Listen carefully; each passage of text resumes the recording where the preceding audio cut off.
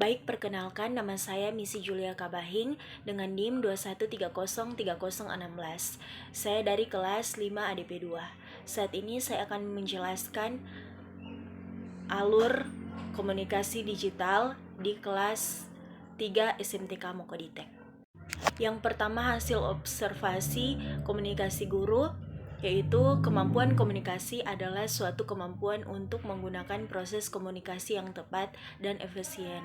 Komunikasi merupakan proses di mana seseorang dalam penyampaian pesan oleh komunikator kepada komunikan dengan memanfaatkan media yang ada.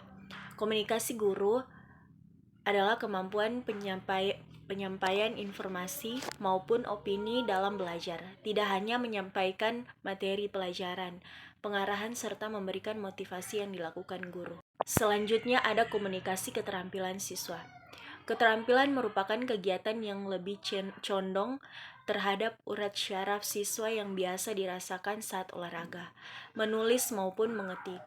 Dalam pergerakan motorik, siswa harus dalam kesadaran dan koordinasi yang nantinya akan mewujudkan keterampilannya. Dan berikut teori komunikasi dan aplikasi dalam pembelajaran. Di sini ada pengertian komunikasi secara terminologis, aplikasi teori komunikasi dalam pembelajaran. Yang pertama, pengertian komunikasi. Nah, jadi di dalamnya komunikasi berlangsung terjadi apabila antara orang-orang yang terlibat dalam komunikasi yang sama fahamnya, hubungan yang terjalin antara mereka itu bersifat komunikatif. Sebaliknya, jika ia tidak saling memahami, maka komunikasi bukan dikatakan komunikatif. Dan yang kedua yaitu ada komunikasi secara terminologis. Secara terminologis, komunikasi berarti sebuah proses penyampaian informasi yang mampu dicerna secara baik. Komunikasi akan terjadi apabila terjadi komunikasi dengan beberapa lawan bicara. Dan yang berikutnya ada aplikasi teori komunikasi dalam pembelajaran. Aplikasi komunikasi dalam pembelajaran di sini menggunakan media. Adapun media tersebut adalah yang pertama komunikatif. Komunikatif melalui media seharusnya komunikatif maksudnya menunjukkan bahwa media yang dipakai mampu memberikan sarana yang memudahkan siswa kelas 3 SMTK Mokoditek. Yang kedua ada juga persuasif.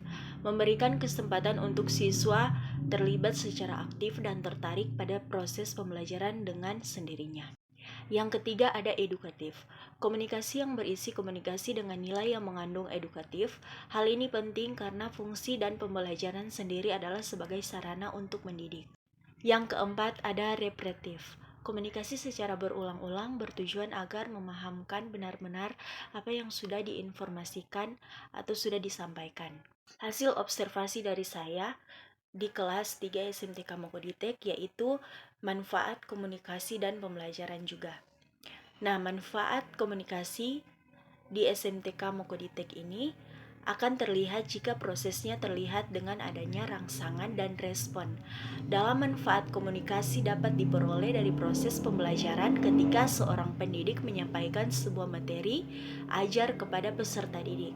Nah, di situ sudah terjadi komunikasi antar pendidik dan peserta didik. Komunikasi ini akan menghasilkan manfaat yakni memudahkan untuk saling berkomunikasi sehingga mengerti akan apa yang belum dan sudah dipelajari. Jadi pada intinya komunikasi ini sangat penting dalam proses pembelajaran karena sangat memudahkan serta dapat melancarkan proses pembelajaran di kelas 3 SMTK Mokoditek.